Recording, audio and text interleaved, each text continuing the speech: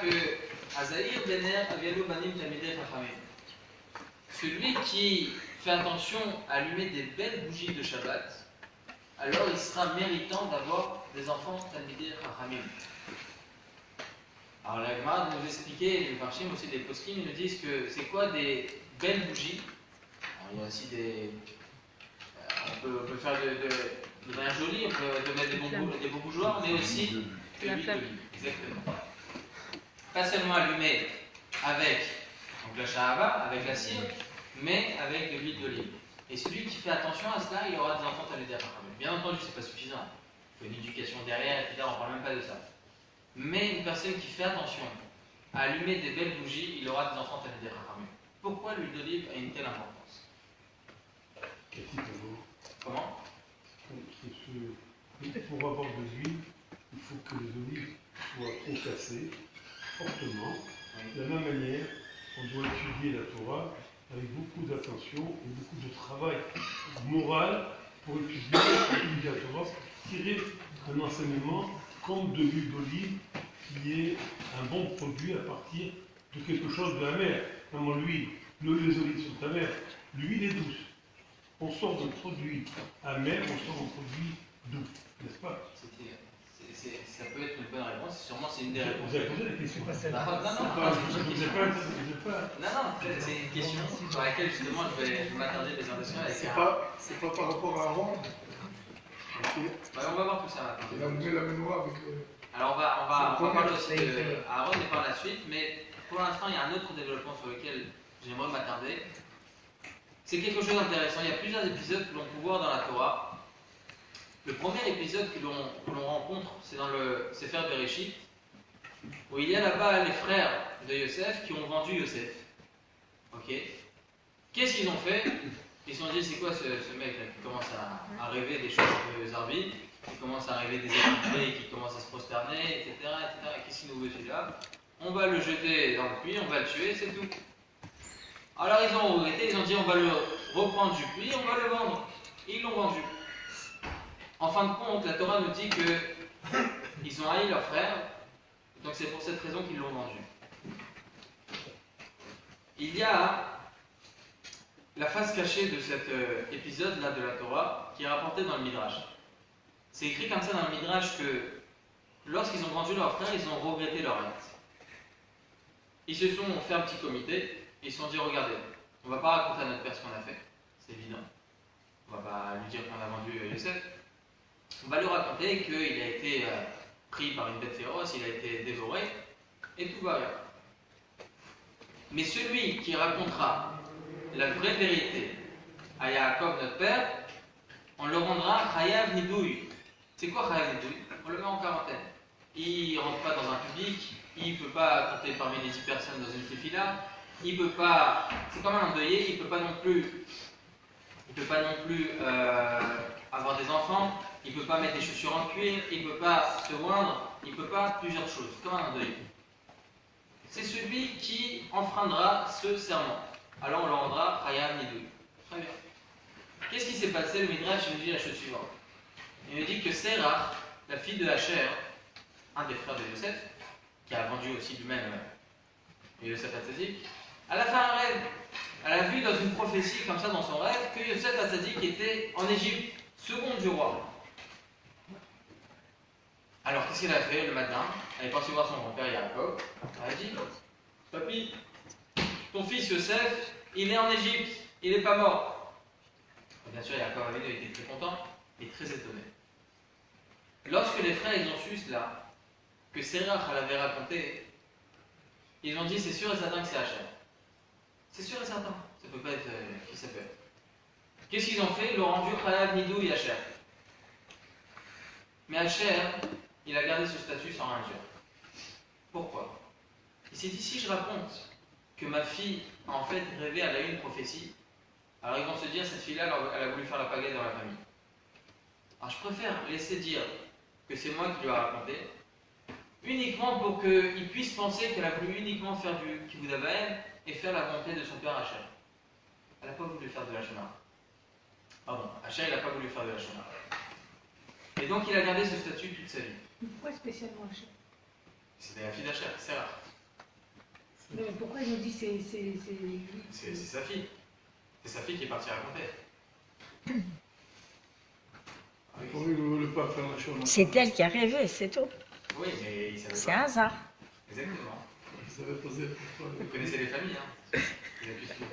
Une autre chose, lui, il est important parce qu'il ne se mélange pas avec des objets liquides. On va voir ça aussi. Il flotte toujours. C'est bien, on va voir ça aussi. Mais pour l'instant, je m'attarderai sur un développement, justement, sur ce développement-là, qui est très intéressant. Mais un père, Mais- il doit réagir de la même manière. Un père, C'est-à-dire, de la manière dont il a agi à Cher. Pour protéger son enfant. Quoi. exactement, il a réagi comme il fallait. Ouais, Mais ouais. il n'a pas voulu parler contre sa fille. Mais Yaakov Avinu connaissait la vérité. Il connaissait la vérité. À la fin de sa vie, dans la paracha de Vayechi, on va voir qu'il va regrouper tous ses enfants. Il va leur faire une bénédiction chacun, pour chaque tribu. Et à Asher, il lui fait quoi comme Beracha? Shemena Lachmo. Ou la Asher, Shemena Lachmo. C'est-à-dire que sur Asher, dans la partie de terrain de Asher en Eretz Israël, poussera là-bas une croissance extraordinaire, énormément d'oliviers. Quel rapport? Pourquoi? Eh bien, Yaakov Avinu, il a voulu faire comprendre aux autres frères l'importance de garder sa bouche. Vous dites, vous, que Asher et les Chayam, ils douillent. Eh bien, c'est complètement faux. Asher, il pourra tremper son pied sans aucun problème dans l'huile d'olive. Il pourra se oindre d'huile, il n'y a aucun problème. On a dit qu'une personne qui est Chayam et douille, il lui est interdit donc de se oindre. Asher, il aura le droit. Et pourquoi? Il est Chayam et douille? Non, il n'est pas Chayam. Il a voulu uniquement garder sa bouche, Asher. C'est la wacha de Yaakov Avinu à Asher. Mais il y a un second intervenant. Là, il parle à 12 personnes, allez, au maximum une centaine de personnes avec toute la famille. Mais il y a un second intervenant que là, il parle à plus d'1 million de personnes. C'est Moshe Rabbeinu. À la fin de sa vie, dans Vezat HaBaracha, on voit qu'il va bénir lui aussi tout le peuple juif. Et il va dire sur Asher, ou l'Asher, Amar Baruch Mibanim Asher, Yeir Etzu Yechav, Tovel Bashem En Raglo. Barzel Unposhet Minalecha, Uchyamecha Dovecha. Vous connaissez tous un peu ce passage parce que tout le monde le lit à Simchat Torah. Du moins, tout le monde monte à cette montée à Simchat Torah. Pourquoi seulement cette montée? Pourquoi seulement Asher? Parce que Moshe Rabbeinu veut faire comprendre à Israël l'importance de garder sa bouche. Mais La gravité du Lashon Hara. la traduction, c'est quoi? De la phrase que vous venez de dire. Ah, pardon, ou Lachir, pardon, excusez-moi. Ou Lachir Amar, donc, Moshe Rabbeinu a béni Asher en disant Tovel Bashemen Raglo. C'est-à-dire que ton pied pourra être trempé dans l'huile. Comme ça, c'est écrit dans l'huile. Barzel Uncrochet Minalecha, tes chaussures pourront être en cuir. Comme ça, c'est écrit dans la même Franchise. Donc, il n'est pas Chayam Nidouille. Et cela, il le fait comprendre à tout l'homme Israël. Plus d'1 million de personnes, et époque après époque, on le lit tous à la même période à Simchat Torah ou la Amar, pour nous faire comprendre l'importance de garder sa bouche. Il ne voulait pas faire rattraper la faute de son frère Yosef. C'est-à-dire, Yosef a fait de la Shomara. il a fait la Shemara, mais c'est. Ah, vous dites qu'il a fait du Il a la pas fait de Shemara. la Shomara.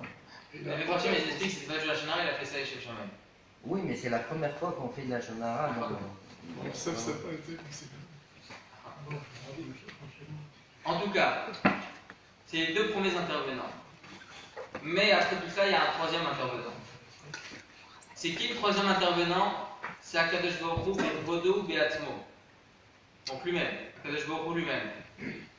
À Hanouka, qu'est-ce qui se passe? Les Vanim, les Grecs, ils viennent, ils détruisent le Misbéach, etc. Les Hashmonaïm, ils ont réussi à vaincre donc, le peuple grec. Et ils vont pour allumer la menorah. Et ils se rendent compte qu'il ne reste plus d'huile d'olive. Plus rien pour allumer la menorah. Mais ils retrouvent là-bas une petite fiole. Une simple petite fiole qui pouvait durer que pour un seul jour. Il l'allume et au Hachem, c'est resté 8 jours. La question est la suivante. C'est rapporté dans le Bet Yosef cette question. Pour quelle raison on fait 8 jours de Hanouka? En fin de compte, le premier jour, c'était pas un miracle. Parce que ça pouvait s'illuminer un jour. Donc faisons 7 jours de Hanouka, pas 8 jours. Il y a énormément de réponses sur cette question. Mais une des réponses très importantes que l'on peut donner, c'est justement cela. Pourquoi il fallait 8 jours? Pourquoi ça a duré 8 jours? Akadosh Baruch Hu a voulu faire comprendre à Israël. Vous n'allez pas trouver un tonneau là à côté du Misper, un tonneau d'huile d'olive. Vous devez partir tous sur le terrain de Hacher pour faire là-bas de l'huile et revenir. 4 jours aller, 4 jours retour. Il fallait 8 jours, le temps d'arriver au Beth Amikdash. C'est pas simplement le miracle de Hanouka, c'est aussi l'avertissement d'Akadosh Baruch Hu, disant au peuple juif l'importance de garder sa bouche et la gravité du Lachon Hara. Encore une fois, pour se rappeler de Hacher. Qu'est-ce qui s'est passé avec Hacher? Pourquoi il est tête beracha Hacher?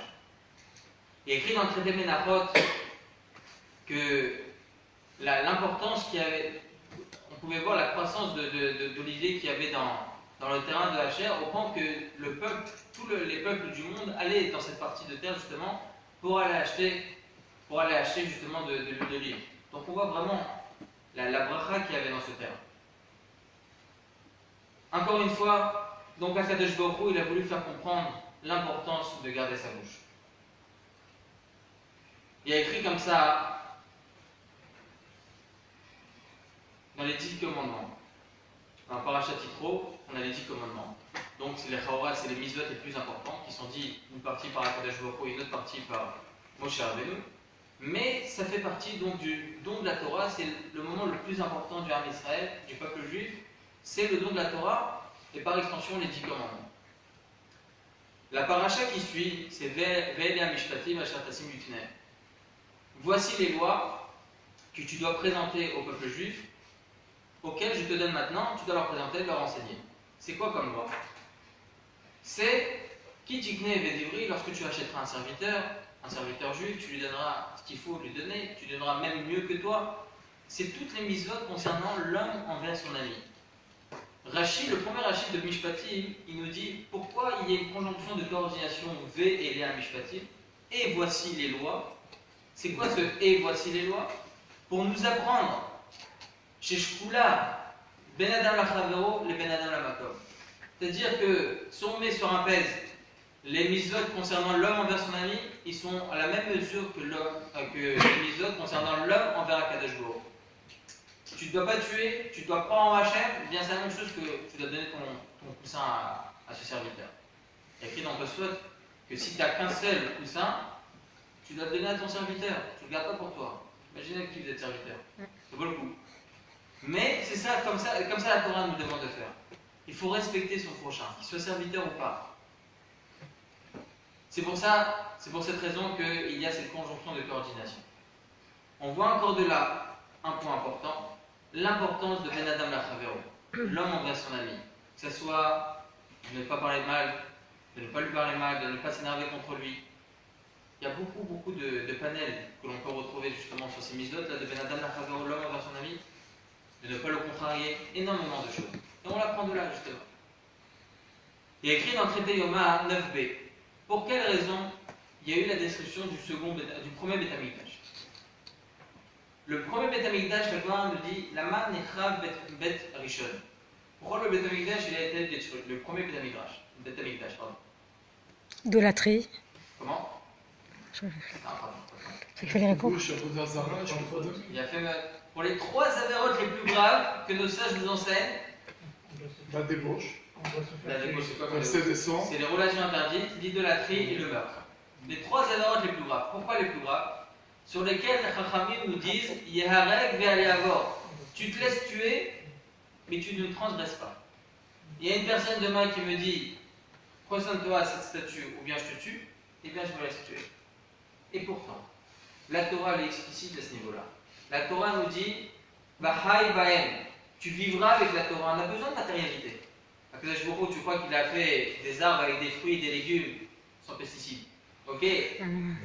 Pour ne pas les manger? Bien sûr, c'est pour manger. Akadosh Baruch Hu nous donne la matérialité justement pour qu'on vive bien, pour qu'on puisse faire des bonnes mitzvot, qu'on puisse faire ce qu'il faut dans la vie. On a besoin de partir en vacances, on part en vacances pour mieux vivre après cette Torah. Pourquoi pas, bien entendu. Pas comme les chrétiens où plus on est retranché de la matérialité, plus on est saint. Non. Bon, Hachem, même les rabbinim, ils ont leur femme, ils ont des enfants, ils ont à manger, ils ont tout ce qu'il faut. Bon, Hachem. Donc la Torah elle est là pour vivre.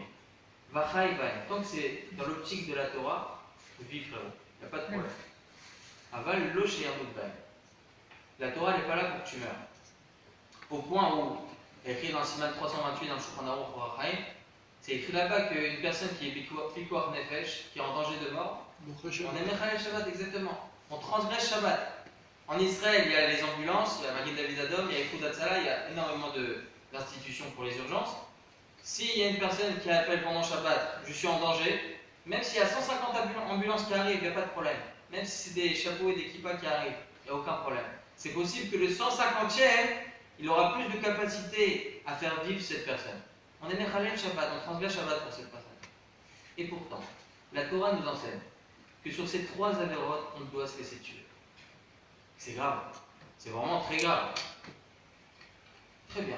70 ans d'exil. La Gemara de continuer en disant Aval bet Hamikdash sheni shayubo talmud Torah ve'gmilut chasadim laman nechal. Pourquoi le second bet Hamikdash a été détruit alors qu'il y avait l'étude de Torah? Les gens ils faisaient de la bonté, il y avait tout ce qu'il fallait. Pourquoi il a été détruit? La haine gratuite. Exactement. La Gemara de répondre Mipnei shayaba sinatrinam. Parce qu'il y avait là-bas de la haine gratuite. Les lamdecha sheshkula sinatrinam keneged shalosh ha'averot. Pour nous apprendre que si vous mettez sur un pèse, encore une fois, c'est 3 avérotes, et vous mettez de l'autre côté la sinatrinam, c'est à la même mesure. Autant, s'il y a un mec demain qui me dit fais du lachonara sur tel, ou bien je te tue, bah non, je me laisse pas tuer, désolé, mais je me laisse pas tuer. Et pourtant, on met à la même mesure, on comprend pas. Pierre Kavod nous explique qu'on ne connaît pas le srar de chaque misva, le salaire de chaque misva, on ne connaît pas non plus la gravité de chaque avéra. D'accord, très bien, mais en fin de compte, Chachamim, ils nous ont dit, nos sages nous ont dit, que ces 3 avérotes, c'est les plus graves de la Torah. Donc comment tu peux nous mettre à la même mesure la haine gratuite? Tout ça, on va répondre, hein, au début de la tfila de Shacharit, comme dans chaque misva, il y en a certains qui font le passage de l'Eshem Yehoud. L'Eshem Yehoud, c'est quoi? C'est pour avoir une concentration parfaite à la misva que l'on va accomplir à la seconde. Par exemple, pour accomplir la misva du Lulav, il y en a certains qui font le passage de l'Eshem Yehoud en pensant, voilà, je vais accomplir maintenant, c'est ce qu'il dit dans ce passage, je vais accomplir maintenant la misva de Lulav.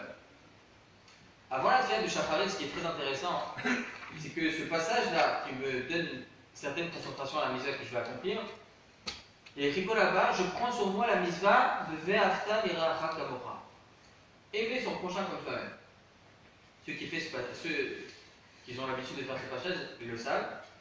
Avant la tfila de Shacharit, on dit ça. Pourquoi? C'est Arizak qui a ça. Non, c'est pas le Arizak, c'est ce qu'on va situer. Le problème de ce passage, il y en a certains qui pensent, le Nodab Yehuda, entre autres, il dit qu'il n'a pas voulu faire ce passage parce que c'était au temps de Shacharit. On ne va pas rentrer dans les détails. C'est juste avant la prière. Juste avant la prière, exactement. En tout cas, pour quelle raison la misva à laquelle on fait référence dans ce passage de l'Eshem Yehoud avant l'accomplissement de la misva de la tfila de Shacharit, la tfila du matin, Ve'afta l'iracha kamocha. Aimer son prochain comme soi-même. Quel rapport? Quel rapport avec la tfila de Shacharit? Les poskim nous enseignent que le Kriyat Shema que l'on va faire dans la tfila de Shacharit, le schéma, la lecture du schéma que l'on va faire dans la tfila du matin, c'est le Hol Malchut Shamayim. C'est le joug divin que l'on va accepter sur nous. Ve'afta et Hashem Elokecha. Aime Akadosh Baruch Hu.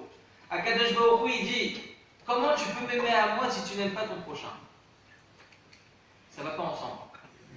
Tu ne peux pas prendre sur toi le Kriyat Shema, tu ne peux pas prendre sur toi ta tfila de Shacharit et que tu vas prier avec intention, etc., sans que tu aies pris sur toi la misva de Ve'afta l'iracha kamocha. Aimer son prochain comme soi-même. Autant d'importance. Au point où, Birlal, il y a des poskim, des commentateurs qui expliquent qu'à Kippour, on essaie de faire les meilleures tfilotes, Baruch Hashem. Mais il y en a certains qui pensent que tu peux faire 150 tfilotes par jour. Tu peux mettre des pierres dans tes chaussures, n'importe. Tu peux rester debout toute la journée de Kippour. Ça ne change rien pour Akadosh Baruch Hu, et ton Kippour ne vaut rien si tu n'as pas demandé pardon à ton ami avant Kippour. Autant, pourquoi autant d'importance à cela? Pourquoi Akadosh Baruch Hu apporte autant d'importance à cela? Au point où Rabbi Akiva Bechal il dit que Ve'afta l'iracha kamocha zeklal gadol batorah. Il y a une grande généralité dans la Torah. Il nous enseigne Rabbi Akiva, c'est aimer son prochain comme soi-même. on ne comprend pas réellement. Bien sûr, c'est quelque chose de très important, mais pourquoi autant? Alors, il faut déjà comprendre quelque chose pour répondre à toutes ces interrogations. Il faut comprendre d'où vient la haine. On va comprendre d'où vient la haine et comment Bezrat Hashem s'en détacher. Et ça, c'est le thème du cours. Comme on a dit, la cause de la destruction du second Beth Amikdash, et pourtant nous sommes encore en exil, 1951 là, c'est la sinatrina, la haine gratuite, donc il faut bien s'arranger. Comme ils se sont arrangés pour le Beth Amikdash, il faut s'arranger maintenant pour le second Beth Amikdash, pour que Bezrat Hashem, nous puissions avoir la reconstruction des cadres. Amen. Alors pourquoi la sinatrina? Pourquoi il y a autant de gravité dans la haine gratuite? Eh bien, écoutez bien. Le Gaon de Vilna, c'était le seul qu'on appelait le Gaon. Il faut savoir qu'à la fin de sa vie, le docteur il est rentré dans sa chambre et il a ausculté. Et lorsqu'il est ressorti, ses enfants ils ont demandé à ce docteur, il dit où ça en est? Le docteur il a répondu dans la Masekat Zvachim. Un traité Zvachim. C'est un traité de la Gemara très très dur. Et quel rapport? C'est parce qu'il était en train de répéter la traité Zvachim par cœur. C'était une géonou, c'était vraiment une irréduction énorme. C'est-à-dire, on ne peut pas s'imaginer, c'est le seul qu'on appelle le Gaon. Gaon de Vilna. Comment? Génie. Un génie, exactement. Le Gaon de Vilna nous apprend quelque chose. Il nous apprend d'où vient la haine gratuite. Écoutez bien, la haine gratuite vient par un manque de émouna. Manque de croyance en Hachem. Pourquoi? Quel rapport avec la croyance en Hachem? Le Gaon de Vilna nous explique, nous dit que ce n'est pas possible que tu puisses haïr une autre personne, la personne qui est en face de toi, la personne qui t'a fait du mal en face de toi, alors que tout vient d'Akadosh Baruch. Il faut savoir que ce qu'il dit lui maintenant, il est en train de te parler mal, il t'a rayé ta voiture avec sa clé, n'importe, il fait quelque chose de vraiment haineux. Ok? Par le droit de le haïr, je comprends pas, c'est pas gratuit. Ma haine n'est pas gratuite. Je le haïs pour quelque chose de sensé. Et quand même, la Torah nous dit Lotisna et Tachicha Bibavercha. Tu n'as pas le droit de le haïr. Tu ne haïras pas ton prochain dans ton cœur. C'est interdit de haïr ton prochain. Et pourtant, il m'a fait quelque chose de haineux. Il fait quelque chose vraiment que c'est insensé. J'ai pas le droit de le haïr. Pourquoi ça s'appellerait de la haine gratuite? C'est pas gratuit. Le Gaon de Vilna nous apprend que c'est un manque d'émouna. Tout ce qui t'arrive dans ce monde, que ce soit une parole, une action ou n'importe quoi, tout ce qui t'arrive dans ce monde, ça vient d'Hachem. Prendre conscience de cela, c'est pas facile. Ok? C'est pour ça d'ailleurs qu'on n'a pas toujours le Beth Amikdash. Parce que c'est justement cela. D'ailleurs, il y a écrit comme ça, hein, le Roche, le Klal 22, si je ne me trompe pas, il dit la chose suivante, il dit, Klal 2, pardon, il dit, le Roche, il dit que une personne qui ne s'est pas concentrée dans sa Hamida, il doit reprendre sa Hamida. Parce qu'il ne s'est pas rendu quitte. S'il y a peu assez de concentration, il est obligé de refaire. Le tour qui était son fils, Rabbi Yaakov Baal-Hatourim, il y a 750 ans, hein, ok, il dit que Avalahid n'a lo chosren, mais aujourd'hui on ne reprend pas. C'était son fils, il est relègue sur son père, il va à l'encontre de son père, il dit non. Il dit parce que pour se concentrer, il faut vraiment être assez fort d'esprit. Si tu reprends, c'est possible que tu ne te concentres pas à nouveau. Pourquoi? Je ne comprends pas. Reste 5 minutes, 2 minutes, ok, même 30 secondes avant la Hamida. Dis-toi, voilà, tu vas faire ta Hamida. Tu vas te concentrer. Le gars, il sait très bien qu'il va bien se concentrer. Mais à Balata Kadosh, il est déjà à New York. Voilà, c'est comme ça.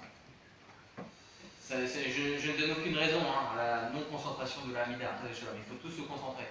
Mais c'est une médecine, c'est la réalité des choses, malheureusement.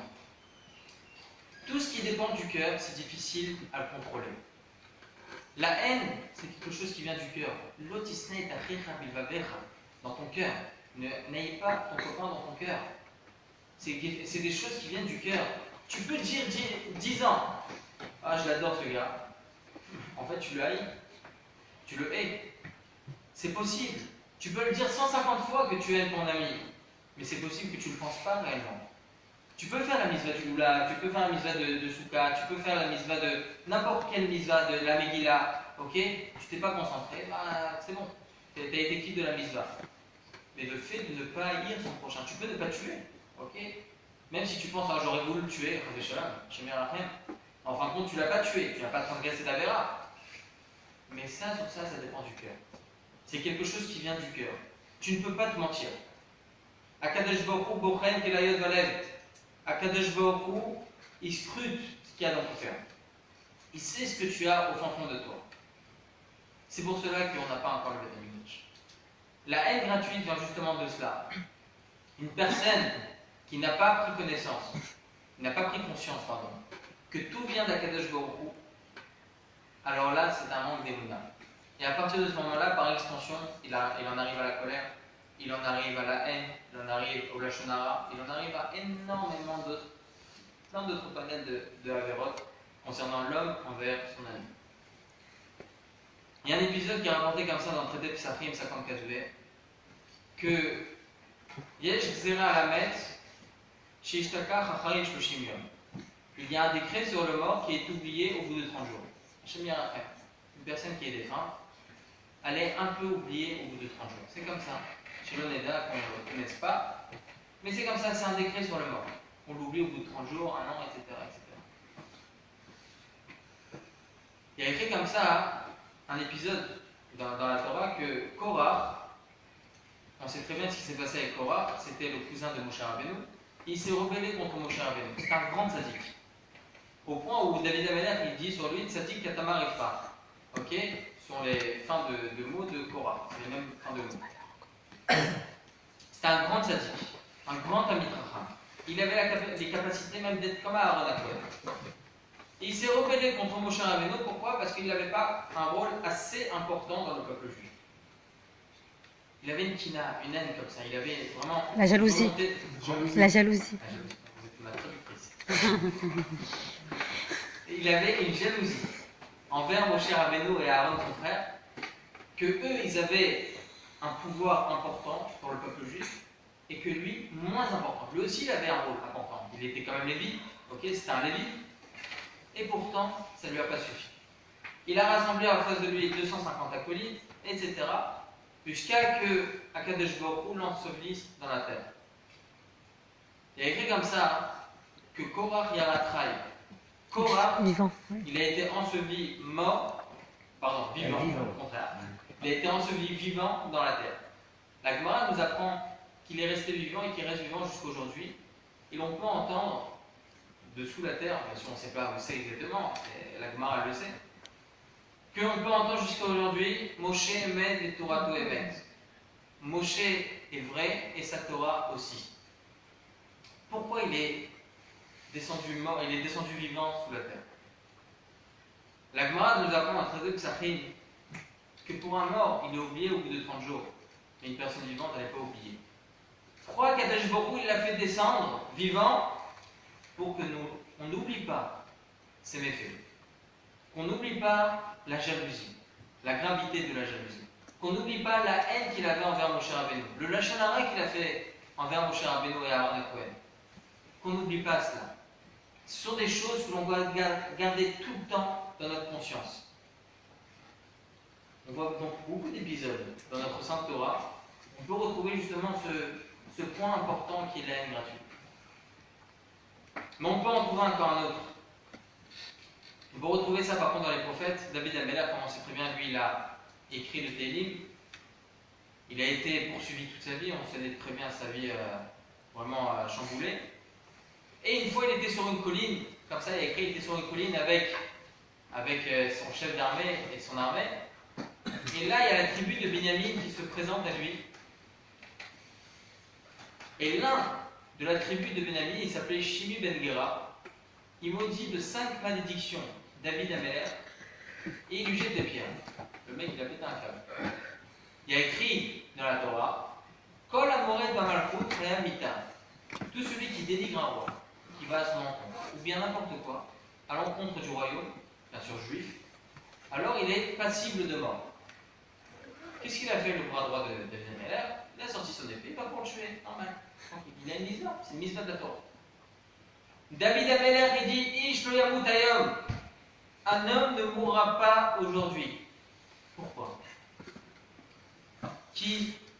Parce que tout vient d'Akadosh Baruch Hu.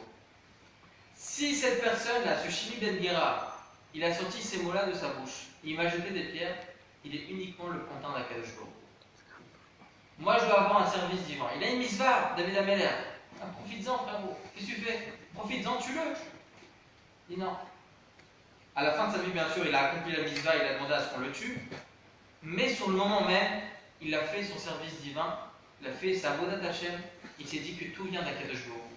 C'est pas pour rien que cette personne m'a maudit, c'est pas pour rien que cette personne m'a jeté des pierres. Et ce qui est très intéressant, ça se finit pas là. Il y a écrit dans le Midrash, que la femme de Shimi Ben Gera, c'est une grande tzadékette. Une grande tzadékette. À un certain moment, il y a deux personnes importantes, je me souviens plus, je suis désolé, je pense que c'est Avshalom, mais je ne sais plus qui, qu'on les poursuivait et ils ont dû se cacher. Ces deux tzadikim là qui sont partis se cacher, ils sont partis se cacher, ils ont vu la porte ouverte de la maison de Shimi Ben Gera, ils sont rentrés à l'intérieur. La femme de Shimi Ben Gera les a vus, elle les a cachés dans un puits, elle a recouvert le puits. Et elle a découvert sa tête. Pourquoi? Elle s'est dit, au moins, c'est sûr qu'ils ne vont pas venir ici.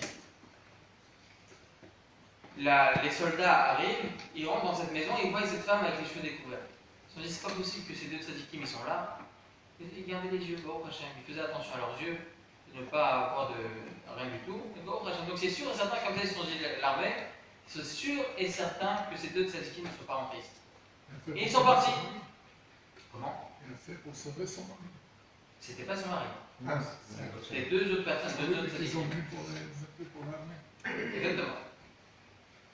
Et il y a écrit comme ça dans le Midrash que par le fait qu'elle ait sauvé ces deux tzadikim, Akadosh Baruch Hu lui a donné, par cette mitzvah-là, il lui a donné deux tzadikim qui sont sortis d'elle. C'était qui ces deux tzadikim?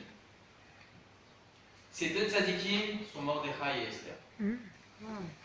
Mordechai et Esther sont sortis de là.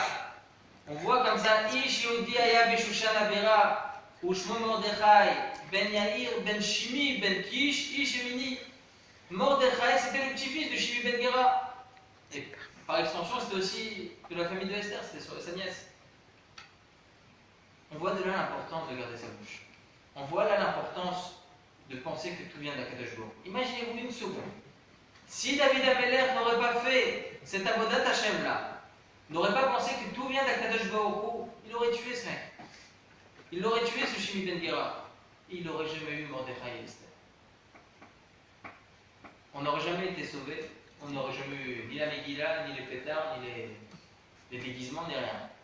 Imaginez-vous une seconde sans cette prise de conscience. C'est en fin de compte l'histoire de quelques secondes. On a tous un volcan dans notre corps qui commence à arriver en éruption lorsqu'une personne nous parle mal, lorsqu'une personne nous fait quelque chose de mal, lorsqu'une personne fait du hachanara sur nous, ou n'importe, ou bien même pour le shambay, ok? On peut voir énormément de cas que l'on vit au jour le jour qui parlent justement de cela.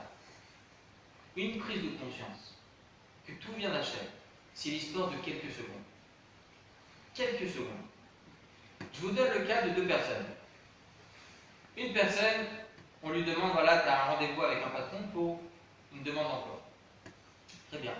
Il rentre chez ce patron, il lui fait la liste de tout son CV, très content. Au bout de 5 minutes, le patron il commence à s'énerver contre lui, il commence à lui crier dessus, etc. Le gars s'est dit, qu'est-ce que tu es en train de me faire là? Il commence à s'énerver avec lui. Très bien. Deuxième cas.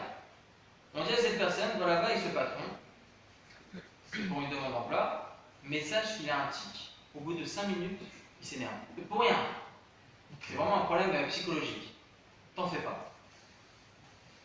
Il y va avec cette prise de conscience-là. Au bout de 5 minutes, il commence à s'énerver. Qu'est-ce qu'il fait l'employé? Il commence à rigoler. C'est quoi la différence entre les deux? Lui, il a cette connaissance et lui, il n'a pas cette connaissance. Une prise de conscience que tout vient d'Hachem et tout est réglé. Une prise de conscience que la personne qui est en face de moi, c'est pas lui qui parle, c'est Akadosh Baruch Hu qui lui met dans sa bouche là. À ce moment-là, tout est nickel. tout redescend. Le volcan n'est plus du tout en éruption. Tout est nickel. On est propre, on est tranquille. Eh bien, c'est cela qu'il faut apprendre. Comme j'ai entendu un arabe qui disait, on peut faire devenir un homme non juif, on peut le faire devenir juif en 2 ans, mais devenir un bon juif, c'est toute une vie. Pourquoi?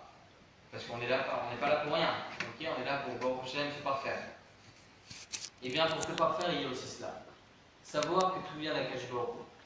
À partir du moment où tu as cette conscience-là, tu as aussi la conscience que tu ne dois pas haïr, tout est nickel. Tu ne dois pas le haïr, tu ne dois pas t'énerver contre lui, tu ne dois pas parler du Lachonara sur lui. D'ailleurs, ce qui est très intéressant, le Rav Biderman, un des grands rabbinim en Israël, il a rapporté un midrash. Il a dit pourquoi il y a écrit dans le traité Erchin 16b. Pourquoi il y a écrit là-bas qu'une personne qui fait du Lachonara, alors Akadosh Baruch Hu le frappe de la lèpre, au temps du Beth Amikdash. Pourquoi? Quel rapport avec la lèpre? On se pose tous la question, quel rapport la lèpre avec le Lachonara? Il y a beaucoup de réponses. Mais la réponse qu'il a rapportée est extraordinaire. Il dit à Akadosh Baruch Hu veut te faire passer un message. Il dit, toi tu as fait du Lachonara, hein, je t'envoie la lèpre. La lèpre, tu as envie de te gratter, ça te démange. Ok? Ça te démange, ça te fait du bien. Ok? Tu grattes. Et tu fais tout le contraire de ce qu'il faut faire. Tu grattes, ça s'empire. Ça te fait du bien, certes, mais ça ne sert à rien. Ça n'enlève pas le mal, ça l'amplifie. Et bien la même chose, le Lachonara. Tu crois que ça te fait du bien de te dégager, mais c'est tout le contraire. Tu empires les choses parce que ça fait effet boule de neige. Plus tu fais du Lachonara, plus tu vas en faire. C'est comme ça. Avera, Goreret, Avera, le Père Kavod nous explique qu'une Avera en entraîne une autre. C'est comme ça, c'est logique. Tu fais une Misva, par ailleurs, ça entraîne une autre Misva. Et le Lachonara, c'est ça. Tu crois que tu fais quelque chose qui va t'aider à te sentir mieux. Ah, ça te fait du bien, mais c'est 100% haineux. Parce que tu vas parler mal de cette personne. Ça va te faire du bien, mais c'est pas ça. C'est effet boule de neige. D'ailleurs, il y a écrit comme ça, je me souviens plus quelle Gemara, elle dit que lorsqu'il y aura le Beth Amikdash, lorsque les beaucoup vont envoyer le Mashiach, tous les animaux de la terre vont aller voir le serpent. Ils vont lui dire à quoi ça sert que tu mords. Ça te sert à quoi? Akadosh Baruch Hu a donné un décret, une malédiction au serpent qui pourra tout manger ce qu'il veut, etc. Toute la poussière, ça aura que le goût de la poussière dans tous les cas. Pourquoi le serpent mord des personnes? Lorsque le loup il va pour mordre, c'est pour manger. Le lion, la même chose. Tous les animaux, c'est la même chose. Ils mordent, ils tuent pour manger, pour vivre. Le serpent, ça ne sert à rien. À quoi ça sert? Eh bien, la Gemara nous apprend quelque chose de très important. Pourquoi tous ces animaux ils vont venir au serpent seulement lorsqu'arrive le Mashiach? Parce que le serpent, il va leur apprendre, comme moi, lorsque je pique, lorsque je mets mes crocs dans la jambe d'une personne. Comment? Oui, je mets les crocs dans la jambe d'une personne. Eh bien, ça ne sert à rien. La même chose, la langue d'une personne, lorsqu'elle dit du mal sur une autre personne, ça ne sert à rien. C'est la même chose qu'un serpent. C'est pour ça qu'on dit qu'il y a une langue de vipère. C'est pour rien. Ok? Ça vient de là, ça ne sert à rien. Alors, la question est la suivante maintenant. Pourtant, ça peut être mortel. Hein. Comment? Ça peut être mortel. C'est mortel en plus. Ça ne sert à rien parce qu'il ne va pas le manger.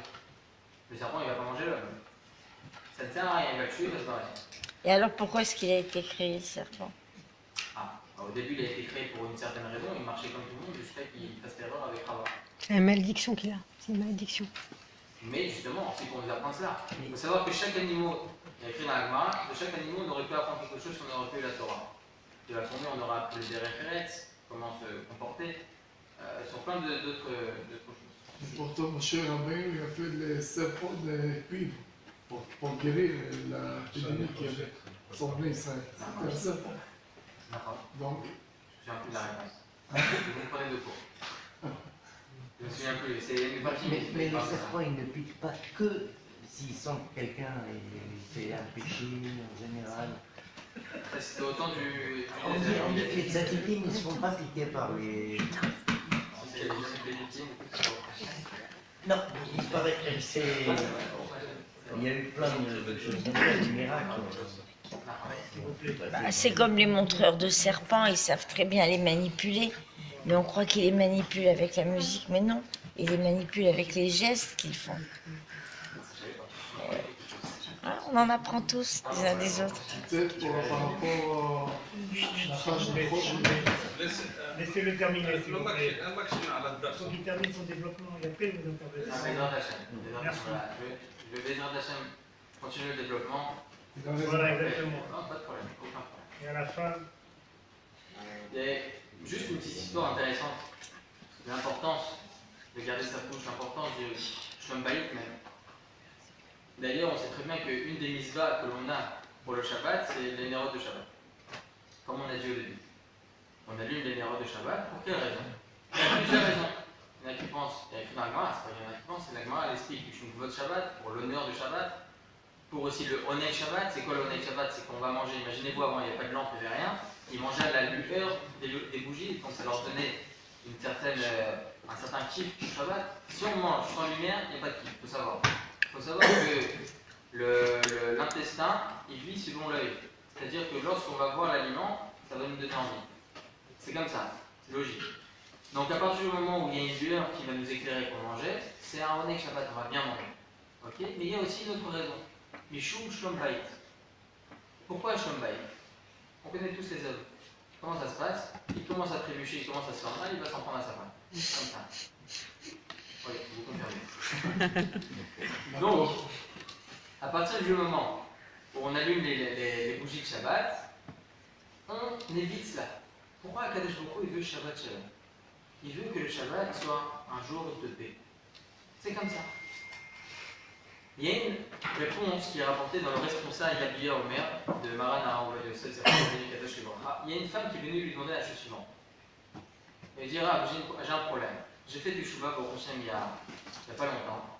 Et je me suis marié Baruch Hashem avec une personne qui est dans la Torah, un vrai Talmid Chacham. Et Baruch Hashem, je viens d'avoir un garçon. C'est notre aîné.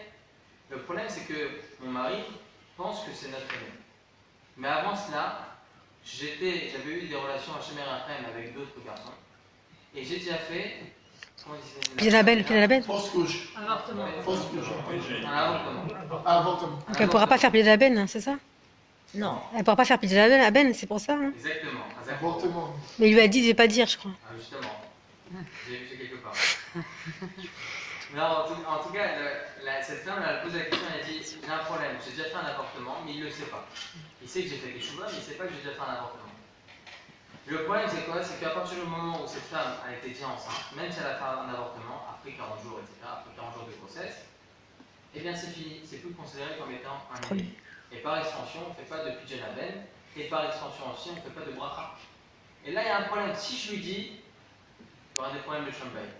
Si je ne lui dis pas, il va faire bracha, une bracha en vain. L'autre dit ça, et chez Machem Lacham, on ne dira pas le nom d'Hachem en vain. C'est un interdit de la Torah. Le Rav Yosef, comme on le connaît tous, bon, Hachem, à la fin, il lui a dit de ne pas dire. Il a dit: c'est pas grave, qu'il fasse savoir. Pour le Shlom Bayit. Pour le Shlom Bayit.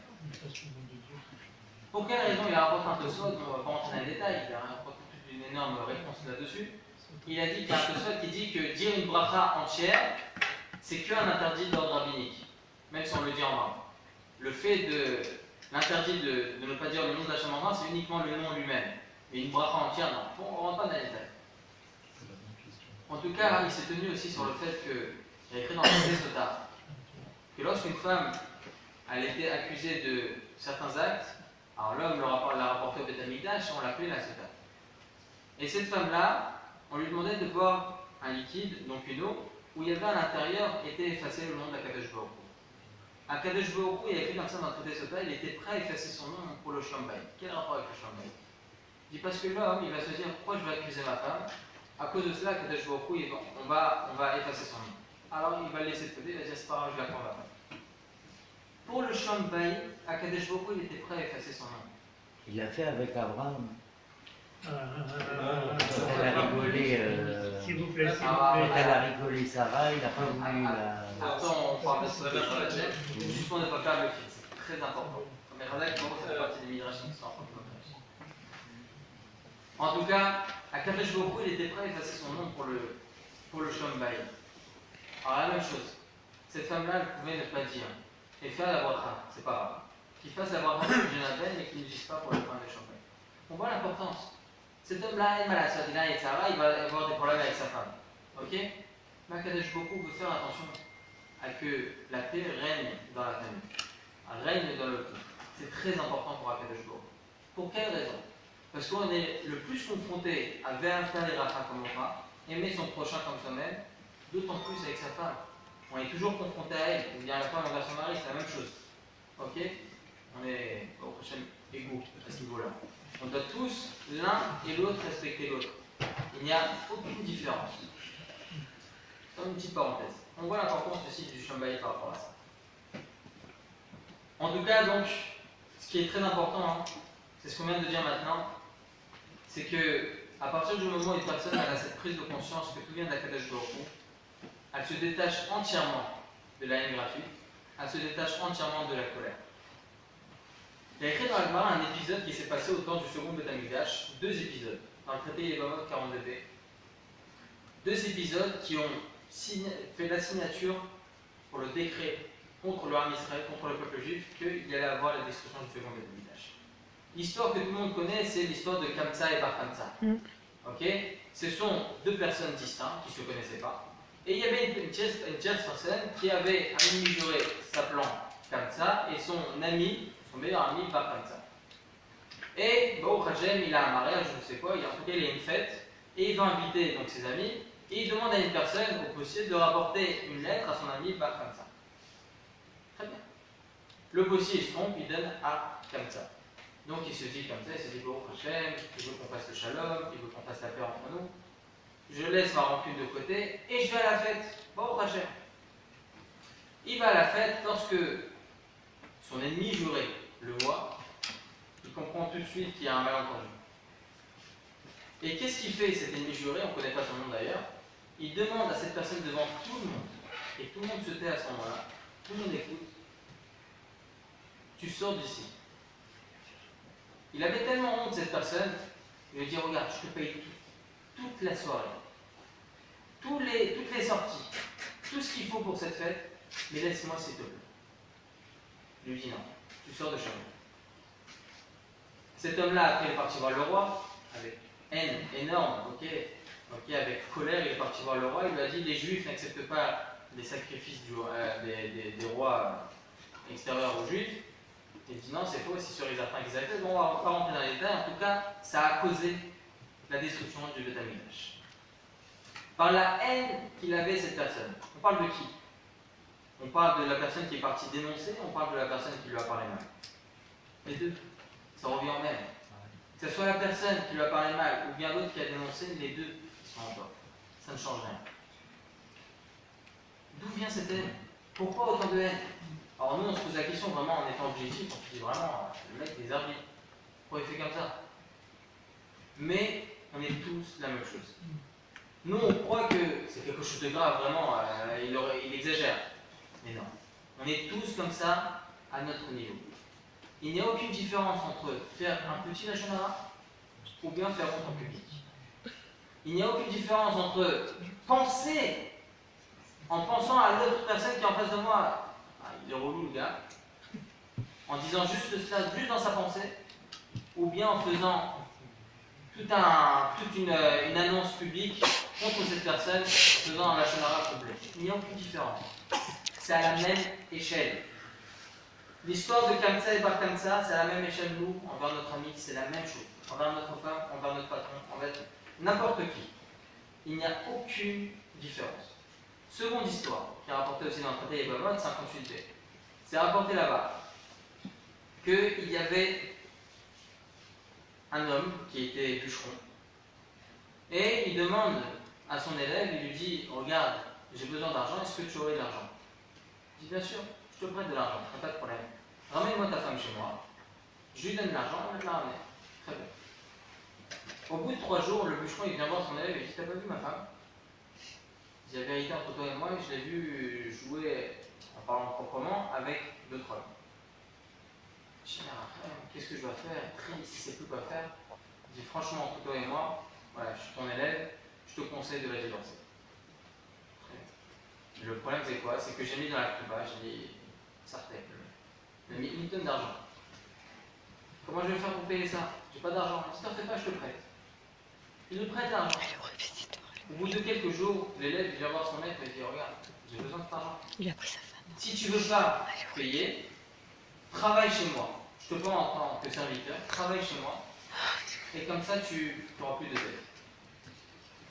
Écoutez bien la bataille.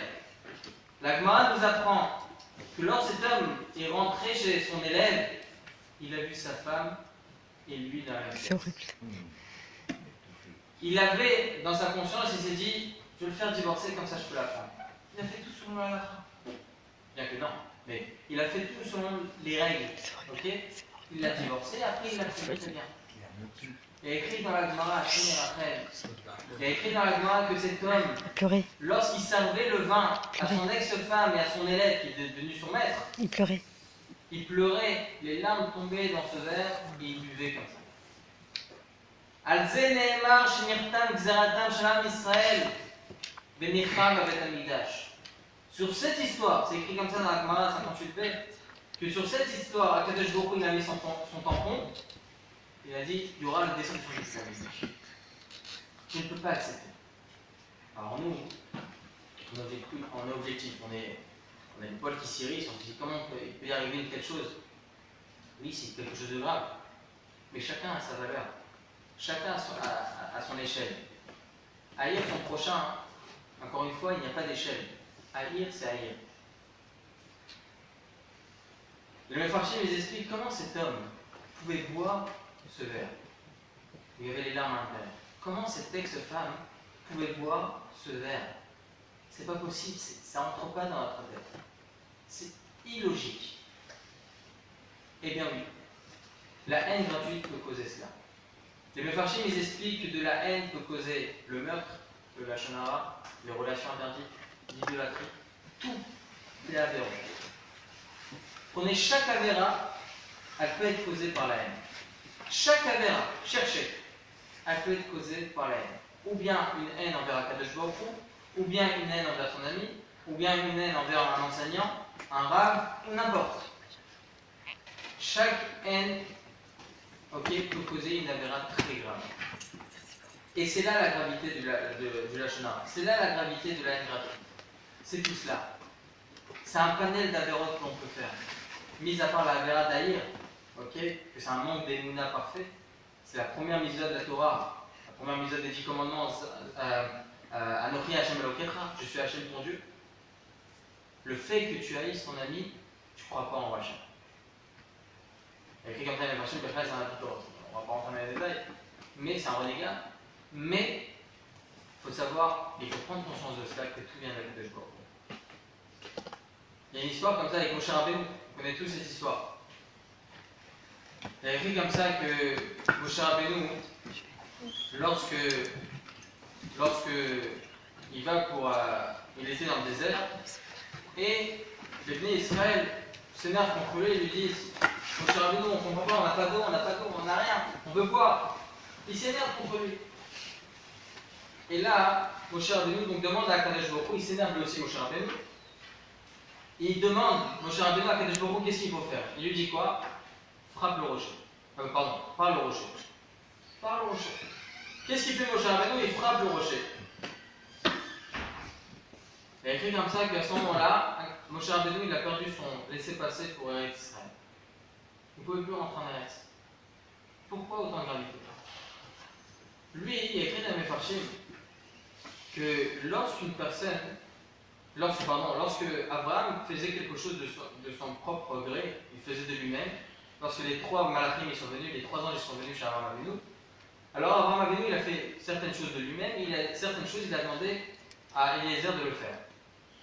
Lorsqu'il a voulu apporter de l'eau et à manger aux 3 malachim, il a demandé à son serviteur Eliezer de le faire. Il y a écrit dans la Gemara que chaque chose que Abraham il a fait par un serviteur, Akadosh Baruch Hu lui-même il a fait au Bnei Israël par un serviteur, donc par extension Moshe Rabbeinu. Tout ce que Abraham Avinu il a fait de lui-même, Akadosh Baruch Hu Birvodo Be'asmo lui-même il a fait pour le peuple juif. Donc, si on est logique, lorsque Les anges, ils ont demandé de l'eau à Abraham Avinu, il a demandé ça par un intermédiaire. Donc Moshe Rabbeinu devait être lui-même l'intermédiaire du Ham Israël, d'Akadosh Baruch Hu, pour donner de l'eau au peuple juif. Alors lui, qu'est-ce qu'il s'est dit, Moshe Rabbeinu? Il a fait un calcul simple. Il dit, je sais que dans ma gorge, il y a la Shrina. C'est la Shrina, c'est la divinité qui parle dans ma gorge. Si je parle au rocher, ce ne sera pas ça, parce que c'est Akadosh Baruch Hu lui-même qui va donner. Il faut que je fasse une action moi-même pour que ça fasse par un intermédiaire, que ça soit par un intermédiaire. Donc qu'est-ce qu'il a fait? Il a pris un bâton, il a frappé le rocher. C'est un super calcul. Pourquoi Moshe croit qu'Akadosh Baruch Hu l'a puni? Il dit tout simplement, parce que juste avant, il s'était énervé contre le peuple juif. Juste avant, il s'était énervé contre le peuple juif, parce qu'eux-mêmes s'énervaient contre lui, on n'a pas d'eau. Il y a écrit comme ça dans le Coran, tout celui qui s'énerve, c'est considéré comme un idolâtre. Pourquoi? Parce que lorsqu'il va s'énerver, la Shrina, elle s'en va. Et donc, Akadosh Baruch Hu lui demande de parler. Ça va être sa bouche. Ça ne sera pas la Shrina à l'intérieur. C'est sa propre bouche. Akadosh Baruch Hu te demande de faire quelque chose, tu le fais. On voit aussi de là l'importance, la gravité de la colère. C'est comme l'idolâtrie. Donc, on a la sinatrina, la haine gratuite, la colère, le lashon hara, ça peut transgresser énormément d'avérotes. Autant le meurtre, autant l'idolâtrie, autant les relations internes. Et là, tout se colle. Pourquoi la Gemara nous dit Sheshkula sinatrinam keneget shalosh averot? Pourquoi si on met sur une balance les 3 avérotes et la sinatrinam, c'est à la même échelle?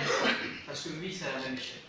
La haine gratuite peut mener autant aux relations interdites, comme on a vu avec l'histoire, autant à l'idolâtrie par la colère, autant avec le meurtre, simplement avec la haine. Excusez-moi, là je ne veux pas perdre le fil ni vous couper, mais je viens au cours sur le Shabbat, sur la cache-route du Shabbat, comment cuire les aliments avec Rav Mendy Danan. Et justement, Rav Mendy Danan nous disait que Moshe Rabbeinu était trop parfait. Si Hachem lui avait dit de ne pas rentrer en Israël, c'est qu'il était trop parfait. Alors moi j'ai dit à Mendy, j'ai dit écoute, moi j'ai toujours appris que c'est parce qu'il n'avait pas obéi avec l'histoire du rocher. Alors Mendy me dit non, ça c'est une des explications. Mais la véritable explication, c'est celle-là, qu'il était trop parfait. Alors, laquelle est la vraie maintenant? Tout est vrai. Il n'y a pas de... Oui, c'est ça. Alors qu'il y a beaucoup d'explications sur chaque chose. Sarah Devarim, Moshe Rabbeinu, il a été créé depuis Maaseh Bereshit, donc il ne devait pas rentrer en Israël.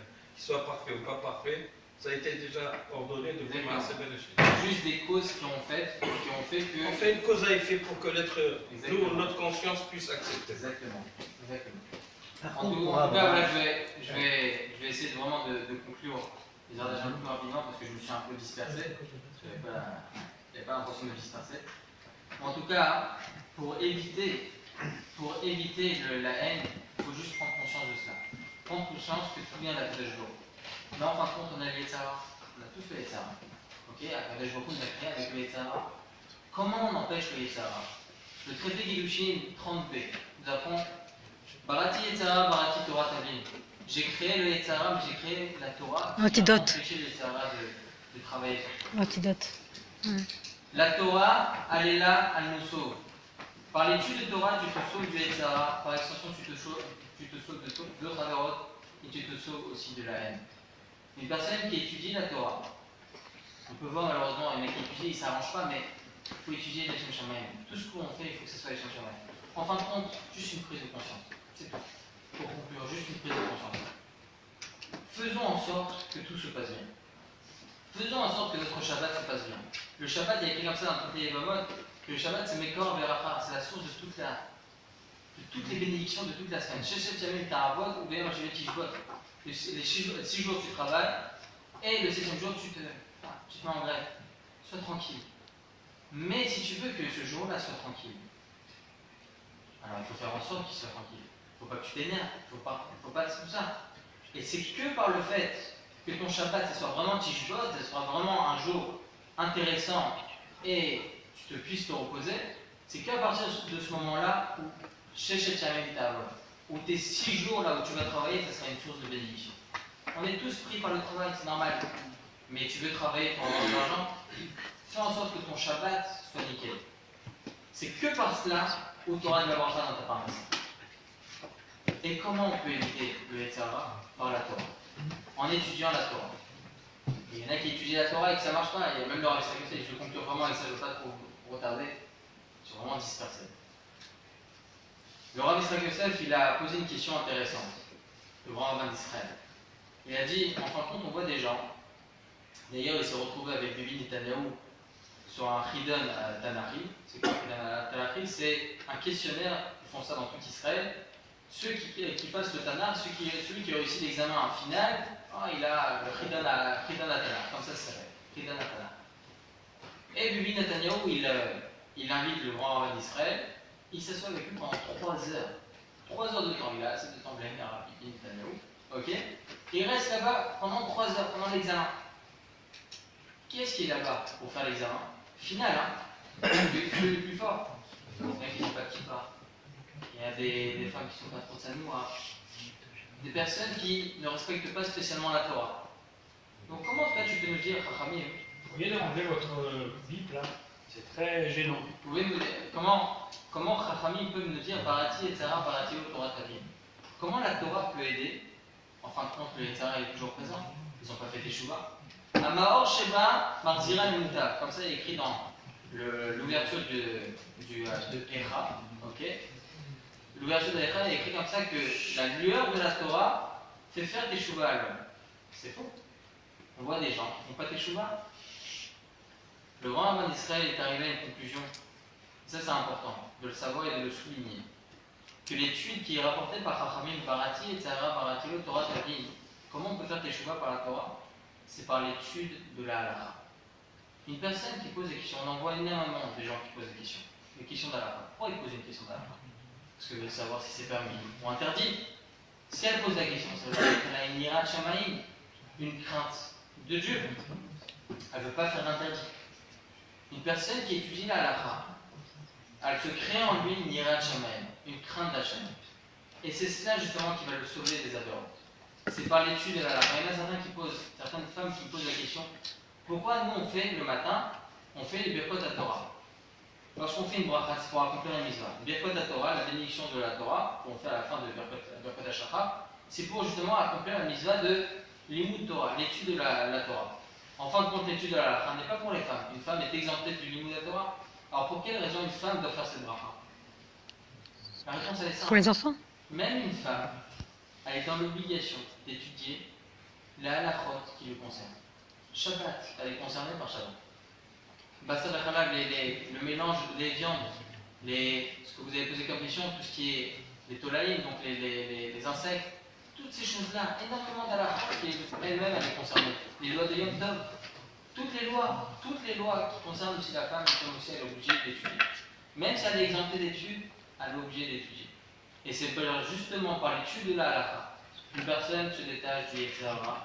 Par extension, elle se détache de la haine, elle se détache de la colère. Et Bezrat Hashem, grâce à ça, on aura des Hashem. Amen. Ça,